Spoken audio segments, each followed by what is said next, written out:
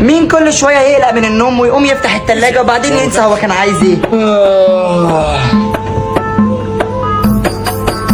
انا اللي صحاني. طب مين لما بيلاقي مانجا في التلاجة بيفضل يقشر منها حته كده يدوقها وينقي المسكره بس مفيش مانجا والله؟ طب مين لما امه كانت بتصحيه المدرسه كان بيعمل نفسه تعبان وميت من التعب عشان ما توديهوش؟ ايه يا امي روح جنينة الحيوانات يلا مدرسة. بطني. طب مين الهطل اللي كان بيجيب دات عشان يشرب الهيليوم ويقلد صوت حزلقوم؟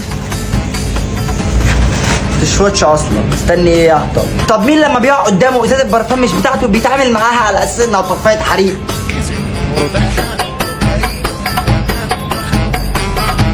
طب مين وهو نايم كان لازم يلكلك رجله في البطانيه عشان العفريت ما يجيش يشده منها؟ طب مين العجل اللي لما يبعتوه يجيب فطار لازم ينتش طعميه سخنه وهو جاي؟ طب مين الاصفر اللي لما بيسمع خناقه في الشارع مش بيزعل الجيران بيتخانقوا لا بيفرح ويروح يشجع؟ ايه مين مع مين؟ الاحمر ده احمر، الواد الاحمر ده اسد، الواد ده.